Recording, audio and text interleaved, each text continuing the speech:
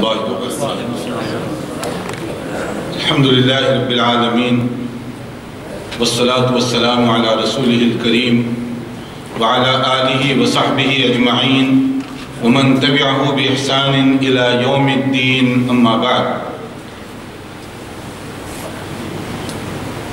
محترم حضرات، اللہ تعالیٰ کا شکر و احسان ہے کہ اس نے ہمیں اپنی زندگیوں میں یہ رحمتوں اور برکتوں کا مہینہ نصیب فرمایا.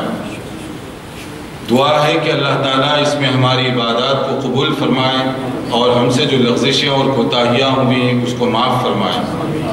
سلف صالحین رمضان کی آمد سے پہلے دعائیں کرتے تھے کہ صحت و سلامتی کے ساتھ رمضان کا مہینہ ملے، اور جب رمضان کا مہینہ ملتا خوب عبادت کرتے اور گزرتے گزرتے اس کی قبولیت کے لیے دعائیں کیا کرتے تھے. یہی ہمارا انداز، یہی ہمارا طریقہ ہونا چاہیے. خاص طور پر یہ جو آخری عشرہ ہے، اس کے بارے میں ام المؤمنین حضرت عائشہ رضی اللہ تعالیٰ عنہ کا ارشاد گرامی ہے. نبی کریم صلی اللہ علیہ وسلم کے حوالے سے اذا دخل العشر شد مئزرہ وَأَحْيَا لَيْلَهُ وَأَيْقَظَ أَهْلَهُ. صحیح حدیث ہے کہ نبی کریم صلی اللہ علیہ وسلم کا یہ معمول تھا، یہ روٹین تھی کہ جب رمضان کے یہ آخری 10 دن شروع ہوتے تو کمر بستہ ہو جایا کرتے تھے عبادت کے لیے، بندگی کے لیے. یہ ایک ایسا پیک ٹائم ہے کہ اس کا کوئی لمحہ اور اس کا کوئی سیکنڈ ضائع نہ ہونے پائے. نہ صرف آپ دن میں بلکہ راتوں کو جاگ کر بھی اللہ کی عبادت فرماتے، اور نہ صرف خود فرماتے بلکہ اپنے گھر والوں کو بھی اس کے ساتھ شامل کرتے کہ یہ اتنے قیمتی اوقات ہیں کہ اس کا کوئی منٹ اور کوئی لمحہ ضائع نہ ہونے پائے. اس کے لیے گھر والوں کو بھی اس کی طرف لگایا کرتے تھے. یہی وہ مقصد ہے جس کے لیے خود رسول اکرم صلی اللہ علیہ وسلم اعتکاف فرمایا کرتے تھے. اعتکاف کیا ہے؟ اپنی تمام تر مصروفیات کو روک کر صرف مکمل توجہ اللہ تعالیٰ کی طرف لگا دینا. ورنہ نبی کریم صلی اللہ علیہ وسلم کا کوئی کام، چاہے وہ رمضان ہو یا غیر رمضان، غیر شرعی نہیں ہو سکتا. ایسا نہیں تھا جو اللہ تعالیٰ کو ناراض کرنے والا ہو. مگر اس کے باوجود آپ اعتکاف کیوں کرتے تھے؟ اعتکاف کا مقصد یہی ہے کہ دوسرے کام بے شک وہ نیک اپنی جگہ، بے شک خیر و برکت سے بھرپور، مگر ان سب کو روک کر انابت اللہ، تعلق باللہ، اللہ تعالیٰ کی طرف توجہ اس طرح کہ اور دیگر مصروفیات کو روک دیں اور صرف توجہ اللہ تعالیٰ کی طرف کریں. یہ رسول اکرم صلی اللہ علیہ وسلم کا اسوہ حسنہ تھا جو عام طور پر اس عشرے کے اندر آپ فرمایا کرتے تھے. رسول اکرم صلی اللہ علیہ وسلم کے حوالے سے کہ یہ آخر رمضان ہمارے اندر کیا پیغام رکھتا ہے، نبی کریم صلی اللہ علیہ وسلم نے اس کے بارے میں فرمایا. صحیح بخاری اور صحیح مسلم کی حدیث ہے، اذا جاء رمضان فتحت ابواب الجنہ وغلقت ابواب النار وصفدت الشیاطین. کہ یہ جب رمضان کا مہینہ آتا ہے اللہ تعالیٰ کی طرف سے جنت کے دروازے کھول دیے جاتے ہیں، جہنم کے دروازوں کو بند کر دیا جاتا ہے، شیطان اور ایول ایکٹیویٹیز کو ریڈیوس کر دیا جاتا ہے یا جکڑ دیا جاتا ہے. یہ رمضان، اس کے اندر جو سب سے بڑی چیز ہے وہ ہے صوم رمضان، روزہ. لیکن روزے کا مقصد کیا ہے؟ جہاں روزے کی فرضیت کا ذکر کیا گیا اس کا مقصد ایک لفظ میں یہ بتایا گیا، لعلکم تتقون، کہ اس کے ذریعے سے تم متقی بن سکتے ہو. تقوی کسی لباس کا نام نہیں ہے، تقوی کسی خاص اسٹائل کو بنانے کا نام نہیں ہے، بلکہ تقوی قلب و دماغ کو اللہ اور اس کے رسول کی محبت سے بسانے کا نام ہے. جو آدمی اپنے دل اور دماغ میں اللہ اور اس کے رسول صلی اللہ علیہ وسلم کی محبت بسا لے وہی آدمی متقی ہے. اور یہ تقوی صرف رمضان میں نہیں، کیونکہ ہم رمضان ہو یا غیر رمضان، مسجد ہو یا فیملی زندگی، مسجد ہو یا مارکیٹ ہو، مسجد ہو یا دیگر کاروبار حیات، ان سب جگہ پر ہمیں متقی بن کر رہنا ہے. ان سب جگہ پر ہم مسلمان ہیں. اسی لیے کہا گیا، یا ایھا الذین آمنوا اتقوا اللہ حق تقاتہ ولا تموتن الا وانتم مسلمون. سورہ آل عمران کی آیت 102 بہت غور طلب ہے کہ تم اپنی پوری زندگی تقوی اختیار کرو. حتیٰ کہ تمہاری موت بھی آئے تو اسی تقوی کی حالت میں آئے۔ کوئی نہیں جانتا کہ اس کی زندگی کا چراغ کب گل ہونے والا ہے، مگر اس آیت کریمہ میں پیغام یہ دیا جا رہا ہے کہ تمہاری زندگی کا کوئی کام ایسا نہ ہونے پائے جو اس تقوی کے کوالٹی سے تم کو نیچے گرا دے، جو غیر متقیانہ ہو تمہارے لیے۔ اس لیے ہر دم یہ کام کرو، اور کب تک کرو؟ سورہ حجر کی آیت 99 جس کے اندر کہا گیا وَاعْبُدْ رَبَّكَ حَتَّى يَأْتِيَكَ الْيَقِينُ، اس وقت تک تمہیں اس روش پر قائم رہنا ہے جب تک کہ یقینی امر موت نہ آ جائے۔ یعنی یہ نہیں ہے کہ رمضان میں متقی اور شوال میں تقوی کو چھوڑ دیا، رمضان میں دین سے محبت اور رمضان کے بعد اس سے ہم پہلوتہی کرنے لگ جائیں، نہیں۔ رمضان ہو یا غیر رمضان، مسجد کی زندگی ہو یا فیملی زندگی، اگر میں مسجد سے فارغ ہو کر گھر جاؤں تو بیوی بچوں کو میرے دین اور تقوی کی خوشبو کے اثرات پہنچنے چاہیے، میرا پڑوسی اس کی مہک محسوس کرے۔ میں سڑک پر چل رہا ہوں تو ایک آدمی دیکھ کر یہ گواہی دے سکے کہ یہ قرآن و سنت کا ماننے والا جا رہا ہے۔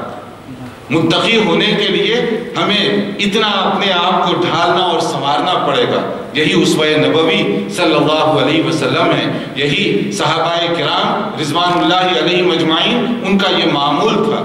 اس لیے رمضان کا روزہ اس کو دو حصوں میں تقسیم کیا گیا احادیث کے اعتبار سے۔ ایک وہ خوش نصیب لوگ ہیں جن کے بارے میں اللہ تعالیٰ نے فرمایا، حدیث قدسی ہے، رسول اکرم صلی اللہ علیہ وسلم نے جو ارشاد نقل فرمایا، کہا گیا کل عمل ابن آدم لہ الا الصیام فإنہ لی وأنا اجزی بہ۔ آدمی جو بھی عمل کرتا ہے دنیا میں اس کا ایک لیمیٹڈ انداز سے حساب ثواب دے دیا جاتا ہے۔ آپ نے ایک کام کیا، اس کا جو ثواب ہے وہ آپ کو دے دیا گیا۔ مگر روزے کے بارے میں اللہ تعالیٰ نے فرمایا کہ روزہ اور روزے دار یہ مجھ پر چھوڑ دیا جائے کہ میں اپنے اس روزے دار بندے کو جتنا چاہے اجر و ثواب اپنی طرف سے نواز دوں۔ اللہ تعالیٰ کے خزانوں میں کوئی کمی نہیں ہے، کوئی اس کی دین محدود نہیں ہے، وہ اپنے اوپر لے رہا ہے کہ میں اپنے بندے کو جتنا چاہے ثواب سے نواز دوں گا۔ کون خوش نصیب لوگ ہیں جن کو اللہ تعالیٰ بطور خاص کے اپنا اجر و ثواب سے نوازیں گے؟ کون لوگ ہیں وہ؟ جس کے لیے ایک اور صحیح حدیث بخاری اور مسلم کی، اس کے اندر فرمایا من صام رمضان ایمانا و احتسابا غفر له ما تقدم من ذنبه۔ کوئی آدمی دو صفات کے ساتھ روزہ رکھے گا تو فرمان نبوی ہے کہ اللہ تعالیٰ اس کے تمام گناہوں کو معاف فرما دے گا۔ اور وہ صفات دو کیا ہیں؟ ایک ایمان، یعنی ایک مسلمان کا عقیدہ غیر متزلزل ہونا چاہیے، یقین کامل ہونا چاہیے، کیونکہ ایمان توحید کی عظمت اور معرفت یہ بنیاد ہے۔ اگر یہ مضبوط ہوگی تو عمارت جو بھی بنے گی وہ مضبوط ہوگی، اور اگر یہ مضبوط نہیں ہے تو پھر ہم جو دعا کریں گے، توبہ کریں گے، عبادت کریں گے، ناقابل قبول ہوگی۔ تو ایک مسلمان کا ایمان اللہ تعالیٰ پر ایسے نہیں ہے جس کو ہم 50-50 کہتے ہیں، یہ بھی درست ہے وہ بھی درست ہے، اس کے ساتھ بھی کمپرومائز کر لو، اس کے ساتھ بھی سمجھوتا کرو۔ ایمان اور عقیدے کے مسئلے میں کسی کے ساتھ کوئی سمجھوتا اور کمپرومائز نہیں کیا جا سکتا۔ اللہ تعالیٰ ایک ہے، وہ رب العالمین ہے، وہ خالق ہے، کوئی مانے تب بھی اور کوئی نہ مانے تب بھی۔ ایمان کے بعد دوسری جو شرط ہے ہماری روزوں کو قبول کروانے کی، وہ ہے احتساب، یعنی خلوص۔ یہ خلوص کے بغیر کوئی عبادت اللہ تعالیٰ کے پاس قابل قبول نہیں۔ روزہ بھی اسی طرح سے ہے، اگر ہم روزہ رکھتے ہیں کسی دنیاوی غرض اور لالچ کے لیے تو وہ فائدہ نہیں ملے گا۔ روزہ اگر ہم رکھتے ہیں اللہ تعالیٰ کی رضا کے لیے، اللہ کی خوشنودی حاصل کرنے کے لیے، اس کے لیے یہ بشارت سنائی گئی کہ اللہ تعالیٰ اس کے تمام گناہوں کو معاف فرما دے گا۔ نہ صرف اتنا کہ اس کے گناہوں کو معاف فرمائے گا، نہ صرف اتنا کہ اللہ تعالیٰ بطور خاص اس کو اجر دیں گے، بلکہ اس سے بھی زیادہ ایک اور خوشخبری سنائی گئی کہ قیامت کے دن جب نفسی نفسی کا عالم ہوگا تو اس وقت ایسے روزے داروں کے ساتھ وہاں پر VIP ٹریٹمنٹ ان کو ملے گا، اسپیشل پروٹوکول ان کو ملے گا۔ یعنی نہ صرف جنت میں جائیں گے بلکہ مکمل اور خاص اعزازات کے ساتھ، آنر کے ساتھ ان کو جنت میں بھیجا جائے۔ ان کے لیے ایک خاص گیٹ ہوگا ریان، جس سے وہی لوگ داخل ہو پائیں گے جو دنیا میں اس کوالٹی کا روزہ رکھتے تھے ایمان اور احتساب کے ساتھ۔ یعنی دیکھیے جنت میں داخلہ بھی کتنے اعزاز اور اکرام کے ساتھ ان کو جنت میں بھیجا جائے گا۔ یہ پہلی قسم ہے روزہ رکھنے والوں کی۔ لیکن ایک اور قسم بھی بتائی گئی، دوسری قسم، یہ بھی صحیح بخاری کی حدیث ہے۔ رسول اکرم صلی اللہ علیہ وسلم نے ارشاد فرمایا من لم يدع قول الزور والعمل به فليس لله حاجة في ان يدع طعامه وشرابه، کہ کوئی آدمی روزہ رکھے مگر جھوٹ، فریب، مکر، لوگوں کے ساتھ دھوکہ بازی، ان چیزوں سے اگر پرہیز نہیں کرتا تو وہ روزے سے نہیں گویا کہ فاقے سے۔ ایک آدمی سمجھ لیجئے کھانے پینے کے لیے کچھ نہیں ملتا، وہ کوئی چیز نہیں کھاتا، کوئی چیز نہیں پیتا، تو کیا ہم اسے روزے دار سمجھیں گے؟ کتنے ایسے لوگ ہیں جن کے پاس کھانے پینے کے لیے کچھ نہیں کھاتے، اور جب ملے گا تو کھا لیں گے۔ ان میں اور روزے دار میں فرق کیا ہے؟ وہ بھی نہیں کھا رہا ہے، روزے دار بھی نہیں کھا رہا ہے۔ فرق کیا ہے؟ روزے دار اللہ کے حکم کی وجہ سے ایک وقت مقررہ سے لے کر وقت مقررہ تک نہیں کھا رہا ہے، اور وہ مجبوری کی وجہ سے بھوکا ہے، جب مل جائے گا تو کھا لے گا۔ تو فرمایا گیا کہ کوئی روزہ رکھ کر اللہ کی نافرمانیوں سے پرہیز نہ کرے، شیطانی سرگرمیوں میں لگا رہے، لڑنے جھگڑنے، مار کٹائی، دھوکہ بازی وغیرہ وغیرہ، تو کہا گیا کہ وہ روزے سے نہیں بلکہ فاقے سے۔ اور اسی تقوی کو سمجھیے آپ، روزہ جو ہے دراصل یہ ٹریننگ کا ہے مہینہ، اور روزے کے ذریعے سے ہم اپنے آپ کو ٹرین کرتے ہیں، مشق و تمرین کا مہینہ ہے اسی تقوی کو ابھارنے کے لیے۔ اس کو سمجھنے کے لیے ایک بڑی موٹی سی مثال میں دیتا ہوں کہ کس طرح سے روزے کے ذریعے سے ہم تقوی کو اپنے اندر بڑھا سکتے ہیں۔ دیکھیے روزے کی حالت میں ہر آدمی کا تجربہ ہے کہ کبھی بھوک اور پیاس شدید لگتی ہے، اور افطار سے سمجھ لیجئے آدھا گھنٹہ پہلے آپ کے سامنے افطار کی ٹیبل سجائی گئی، کھانے پینے کی ساری انواع و اقسام کی چیزیں وہاں رکھی ہوئی ہیں۔ آپ سے کہا جا رہا ہے کہ غروب ہونے کے لیے، سن سیٹ کے لیے ابھی آدھا گھنٹہ باقی ہے، آپ کو بھوک لگی ہے، کھانا سامنے ہے، کھا لیجئے۔ کھائیں گے آپ؟ نہیں کھائیں گے۔ 5 منٹ باقی ہے غروب کے لیے، کھا لیجئے۔ نہیں کھائیں گے۔ آپ کی نظر گھڑی پر ہے کہ جب غروب ہوگا تب میں کھاؤں گا۔ کہا جا رہا ہے کہ 2 منٹ پہلے کھا لو، سب چیزیں سامنے تیار ہیں، نہیں کھائیں گے۔ کون سی چیز روک رہی ہے ہمیں؟ یہی پوائنٹ ہے سمجھنے کا۔ اگر یہ پوائنٹ کو ہم سمجھ لیں تو سارے روزے کی حکمت ہم سمجھ جائیں گے۔ کون روک رہا ہے ہمیں؟ اللہ تعالیٰ کے حکم اور اس کی نافرمانی کا ڈر کہ غروب آفتاب سے پہلے اگر تم کوئی چیز کھا لو گے تو تمہارا روزہ فاسد اور باطل ہو جائے گا۔ اللہ کے حکم پر عمل کرنے کا جذبہ بھوک کے باوجود، پیاس کے باوجود اس کو روک رہا ہے کہ 1 منٹ باقی ہے، بھی نہیں کھا سکتے۔ تو اللہ تعالیٰ کے حکم پر عمل کرتے ہوئے بھوک اور پیاس کی شدت کے باوجود کھانا پانی سب چیزیں میسر ہیں مگر وہ نہیں کھا رہا ہے۔ اگر یہی تقویٰ ہماری زندگیوں میں غیر رمضان میں بھی آ جائے، میں وہ کوئی کام نہیں کروں گا جو اللہ کی نافرمانی کا کام ہے، کیونکہ میں نے رمضان میں یہی سیکھا ہے کہ اگر میں 1 منٹ پہلے بھی اللہ کی نافرمانی کر کے کھا لوں گا سارا روزہ باطل ہو جائے گا۔ اسی طرح جب میں دولت کمانے کے لیے نکلوں تو مجھے یہ تقویٰ روک دے کہ خبردار، تم نے مہینہ بھر پریکٹس کی ہے کہ اللہ کی نافرمانی سے کوئی دولت نہیں کمائی جا سکتی، حرام ذرائع اور آمدنی یہ شریعت میں ناجائز ہے، لہٰذا اس کو بند کر دینا چاہیے۔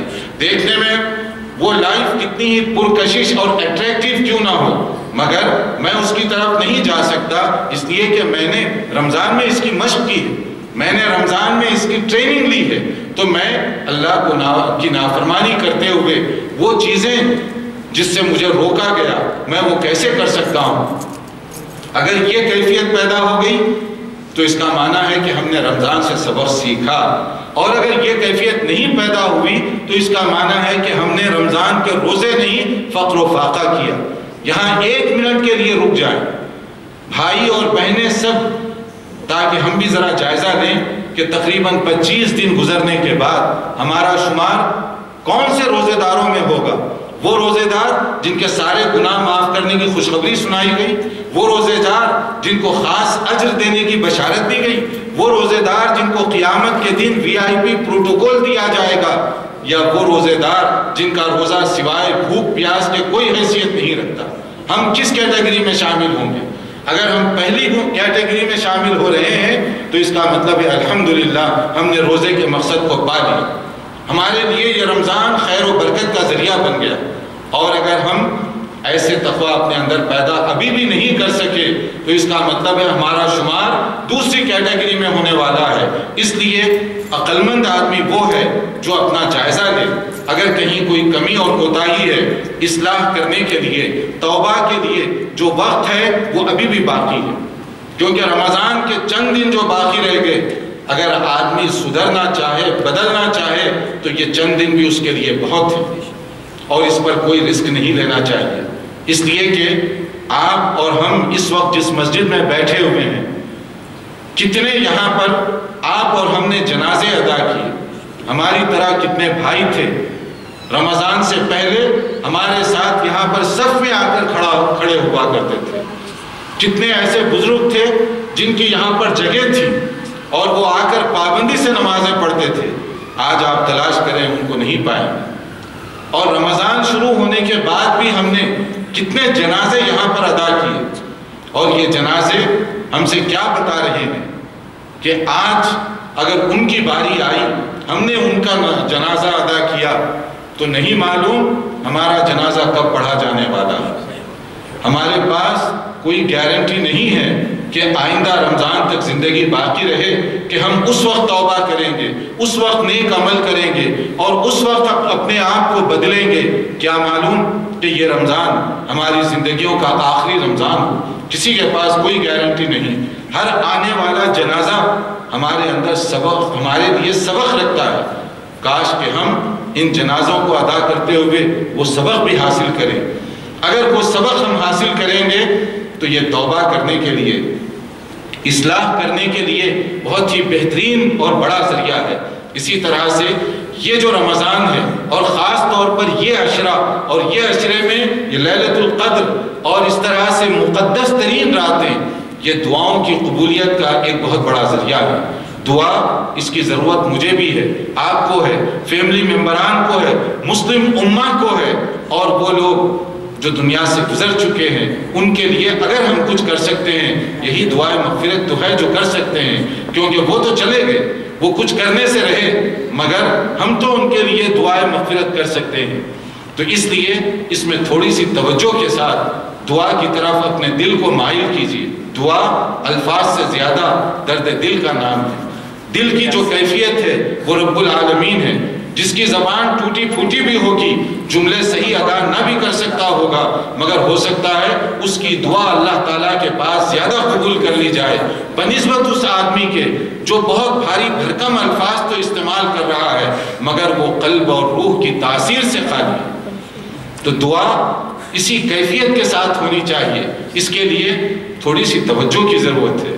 ہم جب تہجد کے لیے جاگیں تو کچھ دیر رب کو یاد کریں، اللہ تعالیٰ کو یاد کر کے اپنے گناہوں کو ریئلائز کر کے اس کے دربار میں دعا کریں۔ اور کبھی افطار سے پہلے بیٹھیں اپنے بچوں کے ساتھ، ان کو بھی تھوڑی دیر کے لیے بٹھائیے۔ میں تو خواتین سے کہوں گا کہ یہ مبارک ترین دن میں کچن کی ایکٹیویٹیز کم سے کم 10-15 منٹ کے لیے افطار سے پہلے بند کر دیجیے۔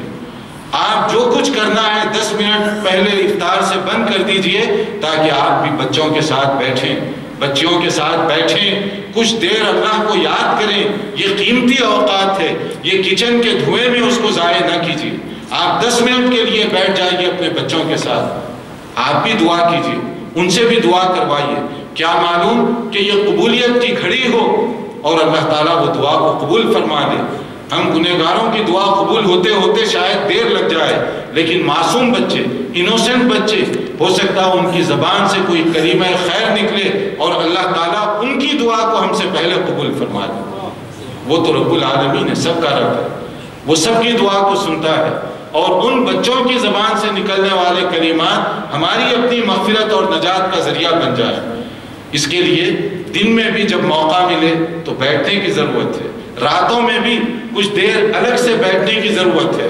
اور اگر اللہ کو ذکر کرتے ہوئے، اللہ کو یاد کرتے ہوئے، اللہ کا ذکر کرتے ہوئے ہم کچھ دیر کے لیے بیٹھیں، اپنے گناہوں کو یاد کر کے، اللہ کی کرم فرمائی کو دیکھ کر اگر ہماری آنکھوں سے اس وقت آنسو نکل پڑے، ایک بہت ہی صحیح حدیث ہے، اللہ تعالیٰ کے نبی صلی اللہ علیہ وسلم نے ایک بشارت سنائی، سبعۃ یظلہم اللہ فی ظلہ یوم لا ظل الا ظلہ، 7 قسم کے لوگ ایسے خوش نصیب ہوں گے قیامت کے دن، اللہ تعالیٰ اس وقت ان کو سایہ عطا فرمائیں گے جب اس کے علاوہ کوئی سایہ نہیں ہوگا۔ اللہ ہمیں ان خوش نصیب لوگوں میں شامل فرمائے۔ نبی کریم صلی اللہ علیہ وسلم نے فرمایا ان میں سے ایک کون ہے؟ وَرَجُلٌ ذَكَرَ اللَّهَ خَالِيًا فَفَاضَتْ عَيْنَاهُ، ایک ایسا آدمی جو تنہائی میں بیٹھ کر اللہ کو یاد کرے اور اپنے آنکھوں سے آنسو نکل پڑے اس کے۔ یہ جو آنسو تنہائی میں نکلنے والے ہیں، اللہ تعالیٰ کو یہ بہت پسند ہے، کیونکہ اس میں کوئی ریاکاری نہیں، یہ صرف اللہ کو راضی کرنے کے جذبے کے ساتھ نکل رہے ہیں، تو اللہ تعالیٰ اس کے ان آنسوؤں کو اتنا جلدی قبول فرما لے گا کہ ہو سکتا ہے کہ ان آنسوؤں کی وجہ سے اس کے گناہوں کو دھو دیا جائے۔ یہ موقع ہے، اس سے ہمیں اس میں فائدہ اٹھانا چاہیے۔ اور اسی طرح سے توبہ، چونکہ یہ میرے اور رب کے درمیان کی بات ہے، وہ تو علیم بذات الصدور ہے، جو کچھ میں نے کیا یا میرے دل میں ہونے والی دھڑکن سے بھی وہ واقف ہے، اس سے کوئی پردہ نہیں ہے، وہ جانتا ہے کہ میں نے کیا کام غلط کیے، کیا صحیح کیے، لوگوں کے سامنے یا لوگوں سے چھپ کر جو کچھ کیا اس کے ریکارڈ میں، کوئی چیز وہاں آف دی ریکارڈ نہیں ہوتی، وہ سب چیزوں کو جاننے والا ہے۔ تو پھر مجھے اللہ سے مانگتے ہوئے کیوں تکلف، اللہ سے توبہ کرتے ہوئے کیوں شرم، کیوں جھجک؟ مجھے چاہیے کہ اللہ تعالیٰ سے مانگوں، توبہ کروں میں، لیکن یہ توبہ ایک ہوتی ہے بعض اوقات روٹین کے طور پر جیسے آدمی توبہ کرتا ہے، اور ایک ہے توبہ جس کو ریئلائز کر کے شعور کے ساتھ آدمی بیداری کے ساتھ توبہ کرتا ہے۔ پہلے بیٹھ کر ہم سوچیں ہم نے کون سی غلطی کی ہے، وہ کام جو نہیں کرنا چاہیے تھا میں نے کیا، اس کو آدمی محسوس کرے، اس پر نادم ہو۔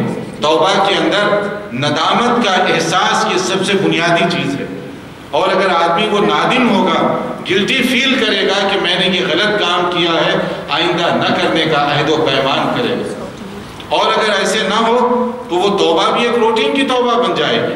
اسی لیے ان راتوں میں بھی جو خاص دعا کرنے کی ہمیں بات بتائی گئی، ام المؤمنین حضرت عائشہ رضی اللہ عنہا نے جب پوچھا تو رسول اکرم صلی اللہ علیہ وسلم نے خاص طور پر ان کو سکھایا کہ اس رات میں تم کثرت کے ساتھ کیا پڑھو، اللہم انک عفو تحب العفو فاعف عنی، کہ یا اللہ تو معافی کو پسند فرماتا ہے، سراپا عفو درگزر کرنے والا ہے، تو مجھے معاف کر دو۔ اس دعا کو بار بار پڑھنے کا نبی صلی اللہ علیہ وسلم نے کسے حکم دیا؟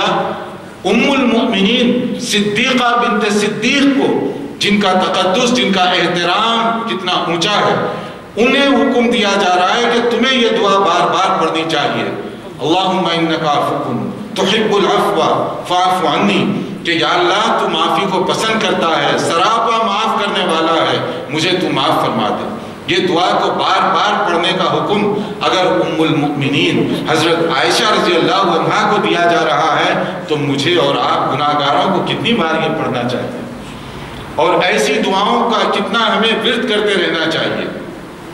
اسی طرح سے یہ جو آخری عشرہ اور خاص طور پر رمضان، یہ ہے قرآن کا مہینہ۔ رمضان اور قرآن ان دونوں کا بڑا گہرا تعلق ہے۔ ہمیں چاہیے کہ قرآن کریم کے ساتھ ہم اپنا تعلق مضبوط سے مضبوط تر کریں، قرآن کریم سے ہم محبت کرنے والے بنیں، قرآن کریم کا احترام کرنے والے بنیں، اس لیے کہ اس بارے میں ایک بشارت دی گئی۔ رسول اکرم صلی اللہ علیہ وسلم کی صحیح مسلم کی حدیث ہے، فرمایا کہ ان اللہ یرفع بهذا الكتاب اقواما ويضع به آخرین، کہ اللہ تعالیٰ اس کتاب مقدس کے ذریعے جو اس کی قدر کرے، جو اس کی عزت کرے، سربلندی عطا فرماتے ہیں، عزت، احترام، اور دنیا میں ان کو مقام دیا جاتا ہے، اور جو اس کا احترام نہ کرے اللہ تعالیٰ اس کو رسوا اور ذلیل کر دیتے ہیں، خوار کر دیتے ہیں۔ اسی لیے نبی صلی اللہ علیہ وسلم نے فرمایا، یہ بھی صحیح مسلم کی حدیث ہے، اقرؤوا القرآن فإنه يأتي يوم القیامة شفیعا لأصحابہ، کہ تم قرآن کریم کی تلاوت کرو، اس لیے کہ قیامت کے دن یہ خود تمہارا سفارشی بن جائے گا، تمہیں کوئی ایکسٹرنل ریکمنڈیشن کی ضرورت نہیں، قرآن خود تمہاری سفارش کرے گا۔ بلکہ قرآن مجید تو بڑا عظیم کلام ہے، اس کی ایک سورت سورہ ملک 29ویں پارے کی تبارک الذی، دیکھنے میں چھوٹی سی سورت 30 آیتوں کی سورت، مگر اس کے بارے میں بتایا گیا، نبی صلی اللہ علیہ وسلم نے ارشاد فرمایا کہ جو آدمی سورہ ملک کی تلاوت کرتا رہا، قیامت کے دن یہ سورہ ملک اس کے اور جہنم کے آگے گویا ڈھال بن کر کھڑا ہو جائے گا کہ یا اللہ اس بندے نے دنیا میں میری عزت کی ہے، لہٰذا اس کو جنت میں بھیج دی۔ یعنی سورہ ملک اس کے لیے اس وقت تک سفارش کرتا رہے گا جب تک کہ اسے جنت کی خوشخبری نہ سنا دی جائے۔ تو کتنی خوشخبری ہوگی اس آدمی کے لیے جو پورے قرآن کی عزت کرتا رہا، پورے قرآن کا احترام کرتا رہا، اس کی تلاوت کرتا رہا۔ اس کی تلاوت باعث اجر و ثواب ہے۔ کیسے باعث اجر و ثواب؟ رسول اکرم صلی اللہ علیہ وسلم نے ارشاد فرمایا، من قرأ حرفا من کتاب اللہ فلہ بہ حسنہ، کوئی اس کلام پاک کا ایک لفظ، یعنی ایک آیت نہیں، ایک لائن نہیں، ایک جملہ نہیں کہا گیا، بلکہ ایک ایک حرف کی کوئی تلاوت کرے گا تو نبی صلی اللہ علیہ وسلم نے فرمایا کہ اسے 10 نیکیاں کم سے کم ملیں گی۔ اور مزید آپ نے اس کی وضاحت فرمائی، لا اقول الف لام میم حرف بل الف حرف ولام حرف ومیم حرف۔ کوئی یہ نہ سمجھے کہ الف لام میم کو ایک ہی لفظ شمار کیا جائے گا۔ آپ نے فرمایا الف یہ جداگانہ حیثیت رکھتا ہے، اس کی 10 نیکیاں، لام یہ ایک الگ حیثیت رکھتا ہے، اس کی علیحدہ سے 10 نیکیاں، میم اس کی ایک الگ حیثیت ہے، اس کی الگ نیکیاں۔ یعنی کوئی آدمی فرمان نبوی کے مطابق اگر صرف الف لام میم کی تلاوت کرتا ہے، کم سے کم 30 مرتبہ اس کو نیکیاں ملیں۔ کتنے خوش نصیب ہیں ہمارے بھائی اور بہنیں جو رمضان میں یا غیر رمضان میں قرآن کریم کا کتنا دورہ کرتے ہیں، ورد کرتے رہتے ہیں، کتنا ثواب ان کو مل رہا ہوگا۔ مگر یہ پہلا قدم ہے، پہلا اسٹیپ ہے، اس لیے کہ رمضان میں قرآن کیوں نازل ہوا؟ شہر رمضان الذی انزل فیہ القرآن ھدی للناس وبینات من الہدی والفرقان۔ یہ وہ کلام ہے جو اس مبارک مہینے میں نازل کیا گیا۔ کیوں نازل کیا گیا؟ تاکہ یہ ہدایت نامہ بن سکے۔ یہ ہدایت ہے کس کے لیے؟ صرف عربوں کے لیے نہیں، ایشیائی لوگوں کے لیے نہیں، بلکہ اس کرۂ ارضی پر رہنے والے تمام انسانوں کے لیے، الناس مینکائنڈ ہیومن بینگ کے لیے، تمام دنیا کے رہنے والوں کے لیے یہ بک آف گائیڈنس ہے۔ اور اس کے بارے میں دوسری بات فرمائی گئی، الفرقان، فرق کرنے والی کتاب، حق اور باطل، سچ اور جھوٹ، غلط اور صحیح۔ کیسے میں پہچانوں گا کون سا کام درست ہے اور کون سا غلط ہے؟ کون ہے معیار؟ میں معیار نہیں ہوں، کوئی عالم معیار نہیں، کوئی اسکالر معیار نہیں ہے، سب کا احترام اپنی اپنی جگہ، مگر فائنل اتھارٹی قرآن کریم۔ جو کچھ قرآن کہے گا وہ ایبسولوٹ اور فائنل اتھارٹی ہو، وہ ہے معیار، اور اس کی تشریح کون کریں گے؟ رسول اکرم صلی اللہ علیہ وآلہ وسلم۔ تو اس لیے اس کے لیے ہمیں دوسرا جو کام کرنا ہے وہ کیا ہے؟ قرآن کریم کو کتاب ہدایت، کتاب فرقان بنانے کے لیے اس کو سمجھنے کی ضرورت۔ اسی سے ہم تاریکی اور اندھیروں میں جو بھٹکنے والے لوگ ہیں ان کو ہم روشنی اور اجالے میں لا کر کھڑا کر سکتے ہیں۔ سورہ ابراہیم کی پہلی آیت کو آپ پڑھیں، کتاب انزلناہ الیک لتخرج الناس من الظلمات الی النور باذن ربہم الی صراط العزیز الحمید۔ یہ وہ کتاب مقدس ہے جو اس لیے نازل کی گئی کہ لوگ جو ظلمتوں میں، تاریکیوں میں بھٹک رہے ہیں، ڈارکنس میں، ان کو روشنی دکھائی جا سکے، ان کو اجالے میں کھڑا کیا جا سکے۔ گویا قرآن روشنی ہے، قرآن نور ہے، قرآن اجالا ہے، اور جس گھر میں قرآن نہیں ہے تو وہ ظلمت، تاریکی اور ڈارکنس میں ہے۔ تو اس کے لیے ہمیں کیا کرنا ہوگا؟ قرآن کریم کو سمجھنا ہوگا تاکہ ہم اپنی زندگی اس کتاب ہدایت کے مطابق بسر کر سکیں۔ میں اگر پڑھوں قرآن کریم تو ذرا رکیے، ایک آیت پڑھنے کے بعد اس کو اپنے آپ پر اپلائی کیجیے۔ کہ قرآن تو کہہ رہا ہے کہ یہ کام کرو اور میں نہیں کر رہا ہوں، تو گویا قرآن پر میرا ایمان نہیں ہے۔ یا قرآن کہتا ہے کہ یہ کام نہ کرو اور میں کر رہا ہوں۔ قرآن کے اندر اوامر بھی ہیں اور نواہی بھی ہیں، ڈو اور ڈونٹس۔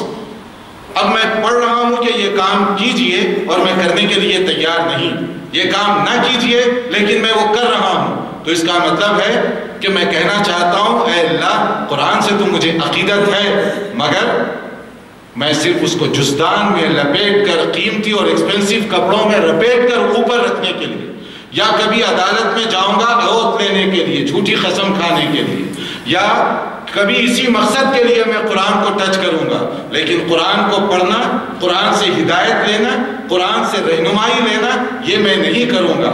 کیا یہ عقیدت ہوگی؟ کیا یہی قرآن کریم سے محبت ہے؟ تو میرے بھائی، دوسری جو ہماری ذمہ داری ہے قرآن کریم کے حوالے سے، وہ یہ ہے کہ اس کو آپ پڑھیے، اس کو سمجھیے۔ اسی لیے قرآن کریم میں بتایا گیا، سورہ محمد کی آیت 33 بہت غور طلب ہے، ایک آیت اور اس کے آگے پیچھے 2-3 آیتوں کا بھی آپ مطالعہ فرمائیں۔ ایک جگہ کہا گیا افلا يتدبرون القرآن ام على قلوب اقفالها، کیا ہو گیا ہے لوگوں کو؟ قرآن کریم پر وہ غور نہیں کرتے، کیا ان کے دلوں پر تالے لگ چکے ہیں؟ یعنی جو آدمی قرآن پر غور نہیں کرتا، اس کا مطلب ہے کہ اس کا دل مغفل ہوگا، یعنی بند ہو گیا، تالا لگا ہوا ہے، وہ مغفل ہے اور وہ قرآن کو سمجھنا نہیں چاہتا۔ اسی لیے کہا گیا یا ایھا الذین آمنوا اطیعوا اللہ واطیعوا الرسول، کہ تم اللہ کی اطاعت کرو، اللہ کے رسول صلی اللہ علیہ وآلہ وسلم ان کی اطاعت کرو، ورنہ ایسے نہ ہو کہ تمہارے اعمال کو ضائع کر دیا جائے۔ وَلَا تُبْطِلُوا أَعْمَالَكُمْ، کہیں ایسا نہ ہو کہ تمہارے اعمال ویسٹ اور برباد کر دیے جائیں۔ کوئی بھی کام کرنے سے پہلے اس کلام مقدس سے پوچھئے کہ میں یہ کر سکتا ہوں یا نہیں کر سکتا۔ اس کے لیے قرآن کریم سے دوستی کرنا ہوگا، اس کو سمجھنا ہوگا، تاکہ اس کے ذریعے سے میں ہدایت حاصل کر سکوں۔ اور اسی طرح سے یہ جو مبارک مہینہ اور اس کے جو آخری پیک ٹائم میں ہم داخل ہوئے ہیں، وہ ہے دوسروں کی مدد، دوسروں کی ہمدردی، دوسروں کی غمخواری، صدقات، زکوٰۃ یا فطرانہ، یہ جو آخری دنوں میں بھی بالکل آخری دنوں کے کام ہیں۔ زکوٰۃ اس کا رمضان سے تعلق نہیں ہے، سال جب پورا ہو گیا، چاہے شوال یا شعبان جب بھی ہو، زکوٰۃ تو دینی ہے، مگر رمضان ٹو رمضان اگر آدمی روٹین بنا لے تو اس کی پیمنٹ میں آسانی ہوگی، دل جو نرم ہوتے ہیں۔ اسی طرح سے رمضان میں جو کام کیا جاتا ہے غیر رمضان کے مقابلے میں اجر و ثواب کے لحاظ سے کئی گنا زیادہ اس کو اللہ تعالیٰ وزنی بنا دیں گے، دونوں فائدے اس کے ہوں گے۔ اللہ نے اگر ہمیں دولت دی ہے تو خوش دلی کے ساتھ زکوٰۃ ادا کیجیے۔ جو بھائی جو بہنیں زکوٰۃ دینے میں کنجوسی کرتے ہیں، ان کو ذرا سورہ توبہ کی کا مطالعہ کرنا چاہیے کہ قیامت کے دن یہی زیورات، یہی جیولری، یہی ہماری دولت کہ ہمارے داغنے کا ذریعہ بن جائے گی، اس کو تپایا جائے گا اور اسی سے ہمارے بدن کو داغا جائے گا کہ یہ وہ دولت ہے جس سے تم محبت کرتے تھے، اللہ کی نافرمانی کرتے رہے، اللہ نے دولت دی، زکوٰۃ ادا نہیں کی۔ یہاں کیلکولیٹر سے آدمی ناپتا ہے کہ ایسے دوں، وہ کروں یا یہ کروں، یہ تو میرے اور رب کے درمیان کی بات ہے۔ اگر میں اللہ کے راستے میں کچھ زیادہ خیرات کروں تو اس کا ثواب ملے گا، مجھے اس کا فائدہ ہوگا۔ تو آدمی کو چاہیے اللہ کا شکر ادا کرتے ہوئے زکوٰۃ کی رقم ادا کرے کہ اللہ تیرا شکر ہے کہ تو نے مجھے دینے کی پوزیشن میں بنایا، ورنہ اسی دنیا میں ایسے تنگ دست بھی ہیں جو ہماری زکوٰۃ کے منتظر ہیں۔ اگر اللہ تعالیٰ ہمیں ان میں سے بنا دیتا تو کیا یہ مقام شکر نہیں ہے کہ اللہ نے ہمیں دینے والا بنایا، پھر بھی ہم کنجوسی کریں، پھر بھی ہم بخیلی کریں۔ جب اس مقدس مہینے میں ہم اپنے بچوں کے لیے کپڑے بنائیں تو وہ غریب یا مفلس کا کوئی ایک یتیم کے لیے آپ کپڑے بنا دیجیے، کسی ایک بیوہ کے لیے آپ سہارا بن جائیے، اپنے بچوں کے ساتھ ایک جوڑا اضافہ کر دیجئے۔ نہیں معلوم اس غریب کے گھر میں جو خوشی ہم داخل کریں گے، فرمان نبوی کے مطابق ہو سکتا ہے اللہ تعالیٰ غیبی انتظامات سے ہمارے گھر میں خوشی داخل فرما دے۔ ایک جوڑے کی کوئی زیادہ قیمت نہیں، مگر صرف سوچنے کی بات ہے۔ اسی طرح سے اگر ہم اپنی افطار کی ٹیبل پر بیٹھیں، تھوڑی دیر کے لیے ذرا غور تو فرمائیے، اسی دنیا کے اندر ایسے لوگ بھی موجود ہیں جو پورا دن گزر جاتا ہے، انہیں نہیں معلوم کہ افطار میں کیا کھائیں اور سحری کہاں سے شروع کریں، اور ہمارا حال یہ ہے کہ افطار کی ٹیبل پر رکھنے کے لیے چیزوں کو جگہ نہیں ملتی۔ اللہ نے ہم پر کتنا کرم کیا، اور یہ شکر گزاری کا طریقہ ہوگا کہ ہم جب افطار کی ٹیبل پر بیٹھیں تو ان مجبور، بے کس اور غریب لوگوں کو بھی یاد کریں اور ان کے لیے بھی کچھ نہ کچھ ہیلپ کرنے کی کوشش کریں۔ اور اسی طرح سے یہ جو فطرانہ ہے، کیا ہے یہ فطرانہ؟ فطرانہ دراصل غریب کو اپنا ایک بھائی سمجھنے کا ذریعہ ہے، اسی لیے فرمایا گیا کہ فطرانہ ہمارے لیے بھی فائدہ ہے اور اس کے لیے بھی فائدے کا ذریعہ ہے۔ کیوں ہم پر فرض کیا گیا؟ صحیح حدیث میں نبی کریم صلی اللہ علیہ وسلم نے فرمایا کہ فطرانہ جو فرض کیا گیا، طہرۃ للصائم من اللغو والرفث وطعمۃ للمساکین، کہ روزے کی حالت میں جو کمی بیشی ہو گئی، مسٹیک ہو گئے، اللہ تعالیٰ اس فطرانے کے ذریعے سے اس کو معاف فرما دیتے ہیں، کمپنسیشن کا ذریعہ ہے۔ ہمارے لیے اس کا امیڈیٹ یہ فائدہ ہے، اور جو غریب اور محتاج اور مسکین ہیں ان کے لیے کھانے کا ذریعہ ہے۔ اور اس کو کب ادا کرنا چاہیے، یہ بھی اچھی طرح سے ہمارے تمام بھائی اور بہنیں دنیا بھر میں سن لیں کہ فطرانہ سنت کے مطابق، کیونکہ غریب کو مسلم معاشرے کا ایک حصہ بنانا ہے، ہماری خوشی میں شامل کرنا ہے، اس لیے فرمایا گیا فَمَنْ أَدَّاهَا قَبْلَ الصَّلَاةِ فَهِيَ زَكَاةٌ مَقْبُولَةٌ وَمَنْ أَدَّاهَا بَعْدَ الصَّلَاةِ فَهِيَ صَدَقَةٌ مِنَ الصَّدَقَاتِ، جو نماز عید سے پہلے ادا کر دے وہ فطرانہ کنسیڈر ہوگا، اس کا ثواب اس کو وہ ملے گا، اور جو نماز عید کے بعد ادا کرے وہ فطرانہ نہیں بلکہ عام صدقہ اور خیرات میں شمار کر دیا جائے گا۔ فطرانے کا جو ایکسٹرا ثواب ہے اس سے وہ محروم کر دیا جائے گا۔